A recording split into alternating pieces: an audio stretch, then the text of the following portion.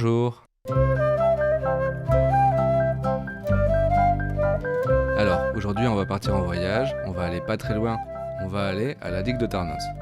Enfin en voyage, pour ceux qui habitent le BAB, ça fait pas très loin, c'est à une dizaine de kilomètres de Biarritz, mais c'est un autre monde.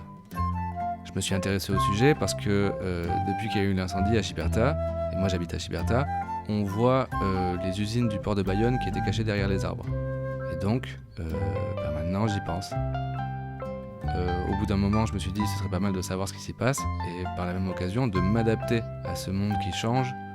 Parce qu'avant, on était bien tranquille, on avait la forêt, on avait les oiseaux et tout. Et depuis l'incendie, hop, on voit ça. En vrai, j'aime bien. Je trouve ça assez beau, ces bâtiments industriels. On sait pas trop ce qui s'y trame, on sait pas trop à quoi ça sert. Ça sent bizarre. Donc j'ai mené l'enquête, j'ai investigué, je suis allé sur place pour tout filmer, et je vais vous présenter ce que j'ai vu et ce que j'ai compris sans plus attendre. Mesdames, messieurs, nous partons de Chiberta jusqu'à la digue de Tarnos, on va à la visite du port de Bayonne. Attention, on lève les bras, 1, 2, 3, on y va.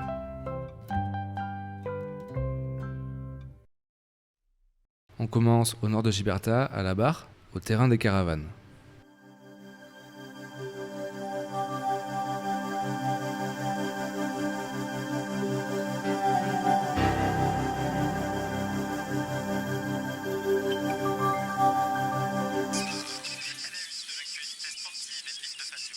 Donc là, on est tout au nord de Chiberta, pas loin du McDo, sur le terrain vague où les caravanes arrivent au début de l'été, pour y rester jusqu'à l'automne.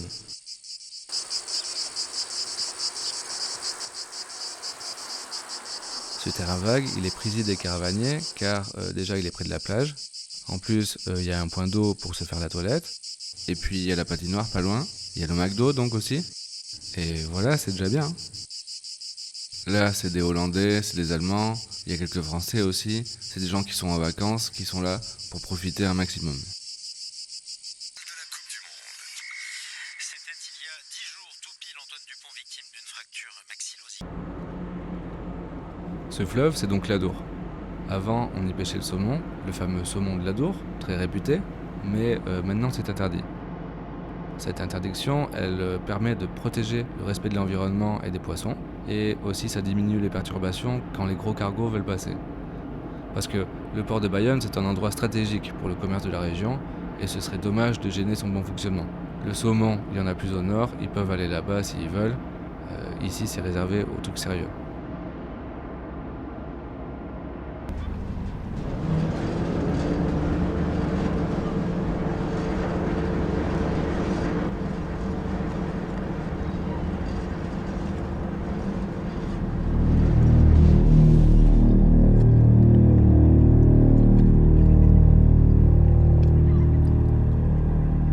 Ici, on fait de la sidérurgie, on gère des hydrocarbures, du bois, des produits chimiques, des engrais. On y mène beaucoup d'activités.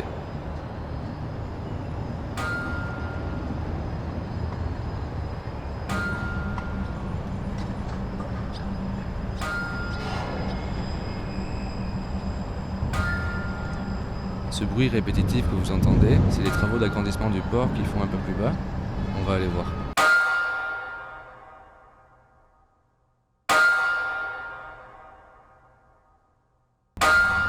Ce bruit, on l'a entendu tout l'été. Évidemment, quand je suis arrivé, c'était la fin de journée et il n'y avait plus les travaux relatifs à ce bruit, mais on peut voir ce qu'ils font un peu quand même. En gros, avant, au port de Bayonne, il y avait 3 km de quai, et maintenant ils en rajoutent 600 mètres en plus, ici à Blampignon, et des nouveaux bâtiments aussi.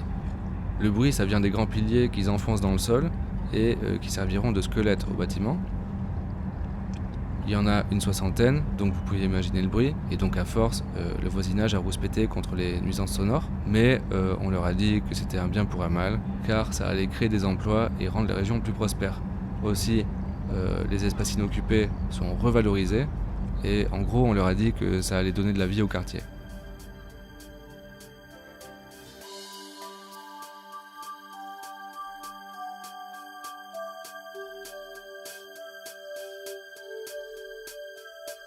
Cette transformation, elle s'inscrit dans une démarche de protection de l'environnement en favorisant les transports maritimes et ferroviaires plutôt que l'avion. Cet axe environnemental, c'est un point crucial aux yeux bienveillants du Conseil régional qui, féru d'environnement, s'efforce sans relâche de le protéger et de le chérir. Le port s'agrandit en prenant l'environnement par la main pour ensemble aller vers un avenir plus lumineux, plus prospère et plus équitable aussi, et plus libre. Il faut imaginer un monde où le port n'est pas simplement un endroit de transit, mais une véritable oasis de durabilité et de respect. Ce serait un nouveau refuge de la biodiversité, le berceau d'une harmonie entre les êtres, le ciment d'une société où l'on peut s'épanouir librement, s'aimer, s'embrasser, un endroit où se dire je t'aime est un droit sacré, peu importe les origines, peu importe les sensibilités, peu importe les orientations sexuelles, un monde de paix et d'amour où les cœurs battent à l'unisson et où la pratique du yoga se fait en communion avec l'environnement et les infrastructures portuaires. Et tous ensemble, prenons la fusée, direction la planète Love.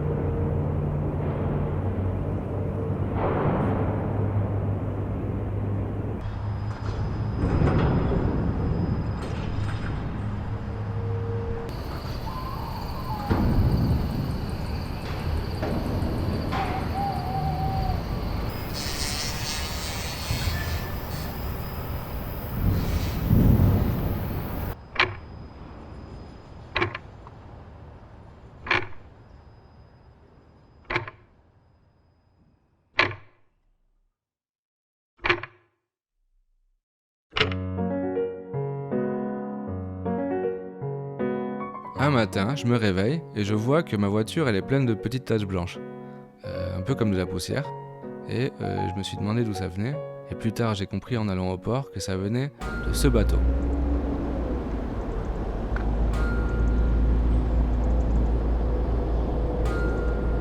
Sur le quai, j'ai parlé avec un ancien qui m'a expliqué que cette poudre, c'était des pesticides.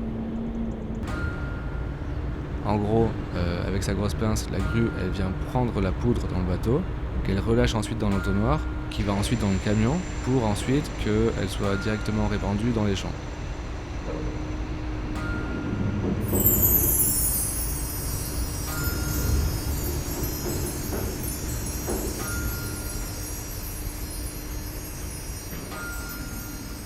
Les pesticides, c'est important pour le bon fonctionnement de la nature parce que si on n'en utilise pas, les fruits et les légumes qui poussent dans les champs, ils seront mangés avant par les animaux et donc pas par nous. Et donc les pesticides, ça joue un rôle clé dans notre alimentation.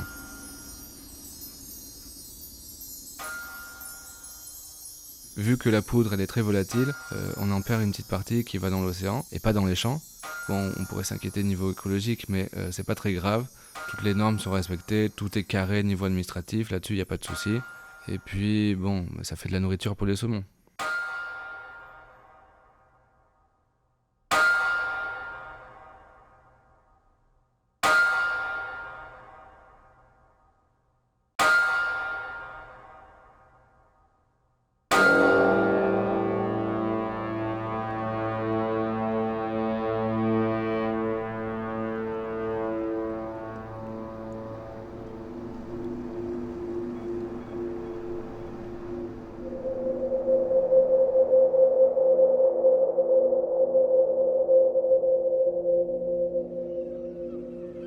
Avant, il y avait une montagne de soufre ici.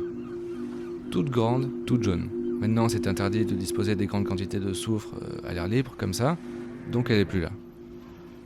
Il reste quand même un petit reliquat qui est caché derrière le tractopelle que vous voyez là. Là, voilà, on voit mieux. Ce soufre, il sert à quoi? Il sert à donner à manger aux machines qui sont juste derrière, qui vont le digérer dans leurs boyaux bien organisés et le transformer en caca de soufre. Parfois, à des moments, il y a des petites fuites qui sont bizarres. C'est normal, c'est la digestion.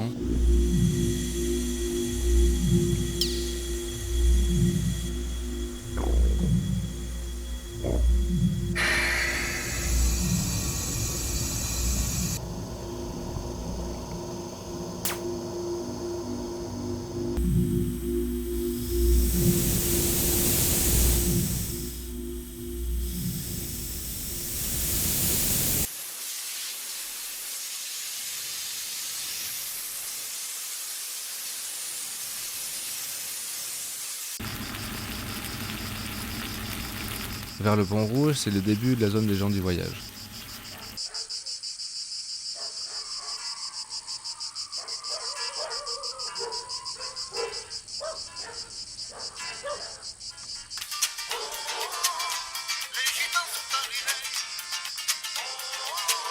C'est là où ils gardent leur maison, jusqu'à un peu plus haut, jusqu'au Boucau, quasiment jusqu'à la digue de Tarnos.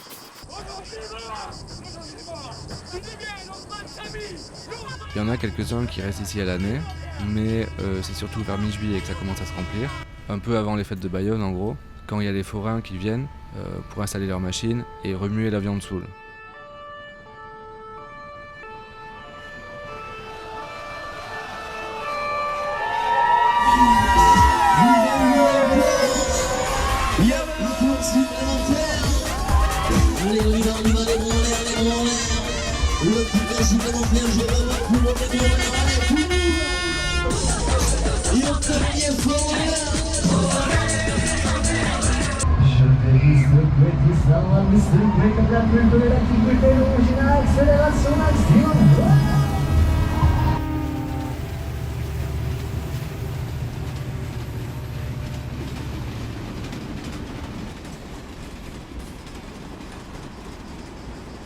Ils vivent là, un moment, avec les trains qui passent à côté, les voitures.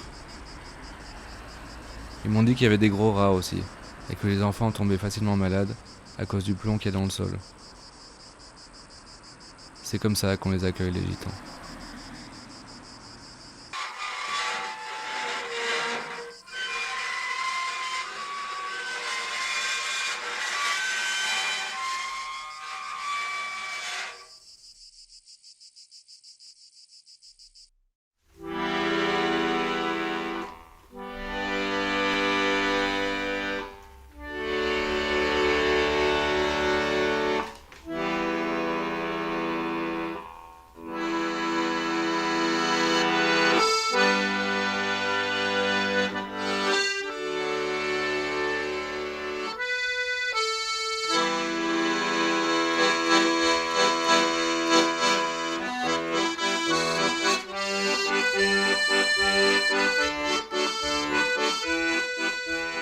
En passant le Pont Rouge, on est quasiment arrivé dans les Landes.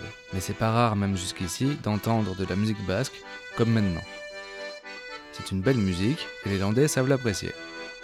Les traditions ici, elles traversent les frontières, c'est quasiment pareil des deux côtés, d'autant plus ici, où le port crée une certaine unité.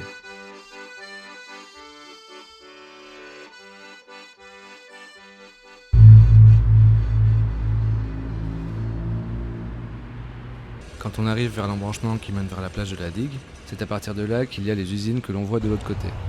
Mais c'est vraiment en allant sur place que l'on peut pleinement y apprécier l'ambiance et bien entendre les gargouiller.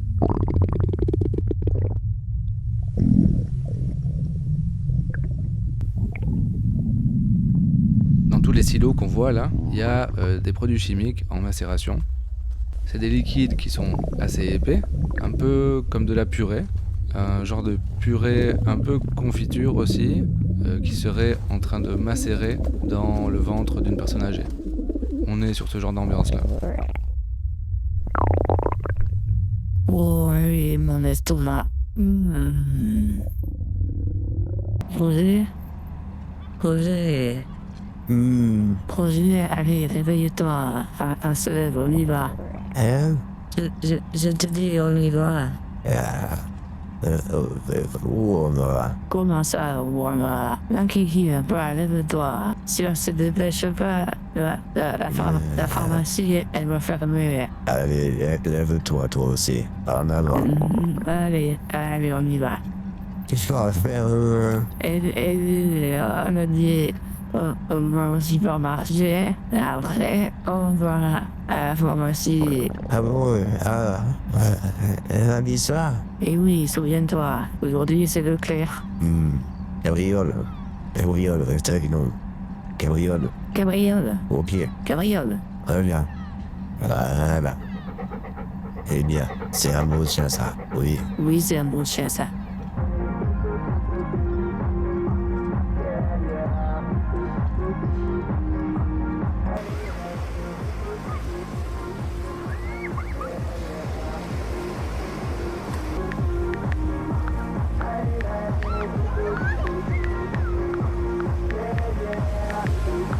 plus rien à manger à la maison. Si, encore un peu. Mais il faut faire provision. Et puis, il y a Karine qui vient demain. Tu te souviens pour le déjeuner, elle vient avec les enfants. Qui c'est ça, Karine? Karine, notre fille, elle vient demain avec les enfants pour le déjeuner. Ah oui, d'accord, d'accord. Et oui, elle devait venir dimanche. Mais la petite Victoria, elle est tombée malade. Ah oui, elle est tombée malade. Ah ouais, elle était malade, oui. À cause des algues. Ah, à cause de quoi? Des algues, tu sais. De quoi les algues? Les algues vertes, celles qui rendent malade. Victoria, elle a eu ça. Qui c'est ça, Victoria? Enfin, Roger, c'est la fille de Karine. Ah, d'accord. Enfin, et Karine, c'est notre fille. Allez, viens, on avance. Oui, tu as raison.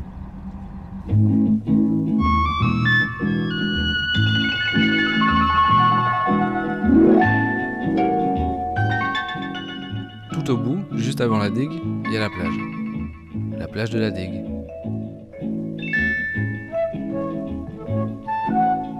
Normalement, à cette période, il y a 2 fois plus de monde, mais on peut compter à peu près qu'il y a la moitié qui est tombée malade à cause des algues, donc il y a moins de monde, et ça arrange bien les maîtres nageurs qui ont moins de gens à surveiller. Et donc, à partir de là, il y a 200 km de plage qui vont en gros jusqu'au bassin d'Arcachon. Là, on regarde vers le nord, mais si on regarde vers le sud, il y a une toute petite plage où démarre la digue et où la baignade est interdite à cause des risques sanitaires. C'est vrai qu'il y a toutes les eaux usées et les égouts de la région qui se rejettent ici, mais il y a toujours quelques personnes qui sont en train de se baigner. En général, des vieux locaux qui sont habitués à cette eau et qui y résistent très bien. Allez, on va mettre du rythme un peu.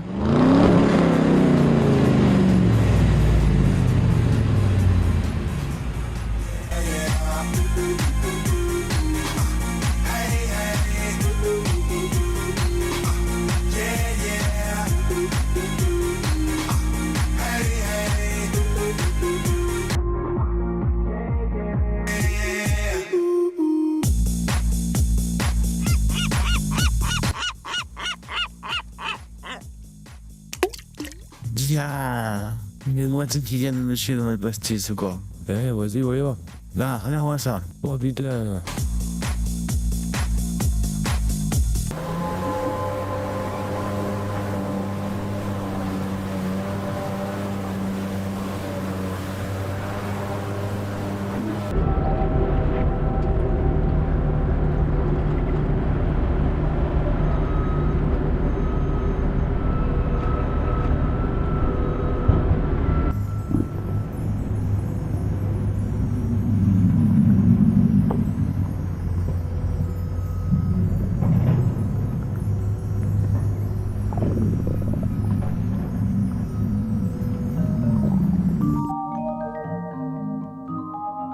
Derrière les usines, c'est là où commence la forêt des Landes. Quand on observe d'en haut des premières dunes, on peut voir tout un tas de sacs entreposés. En fait, il y a une usine qui a fait des rejets, qui étaient un peu radioactifs pendant assez longtemps, et donc c'est tombé sur la terre ces rejets, et au bout d'un moment, il a fallu la gratter pour l'enlever, parce que ça devenait dangereux, et donc cette terre, elle a été mise dans ces sacs. Et après, normalement, il devait partir ailleurs, mais les gens qui prenaient la décision, il y a eu un problème, enfin, il y a eu un cafouillage, je ne sais plus exactement ce qui s'est passé. Et donc bon, ça fait à peu près 10-15 ans que les sacs sont là.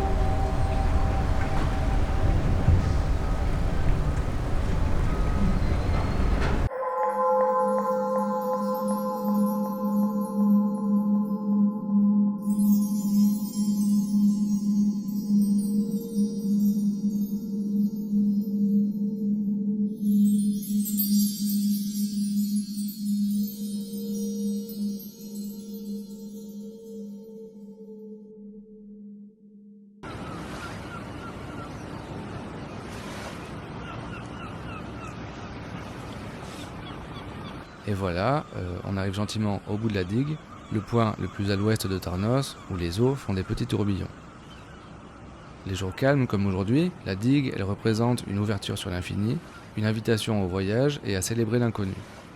Les jours de tempête, par contre, elle protège le littoral des tumultes de l'océan, tel un rempart contre les forces indomptables de la nature. C'est le paradoxe de la digue. Il y a beaucoup de poissons qui gravitent autour d'elle, qui ignorent totalement l'utilité de la digue et de ses enjeux métaphysiques, mais qui attirent les pêcheurs, qui malgré les lois en vigueur, bravent l'interdit pour s'adonner à leur passion et attraper de délicieux poissons.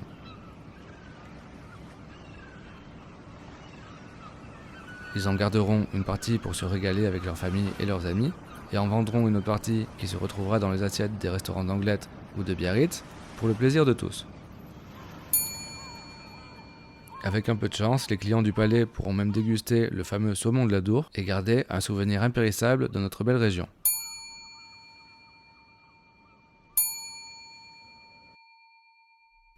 Voilà, donc on a fini notre petit tour, j'espère que ça a été instructif, que le port de Bayonne et ses alentours n'ont plus aucun secret pour vous. On se quitte sur cette vue du Reiskibel, la dernière montagne des Pyrénées, où l'on dit que les sorcières se réunissent pour y mener des rites dirigés par le diable, incarnés en bouc. Mais ça c'est une autre histoire, on ira là-bas une prochaine fois.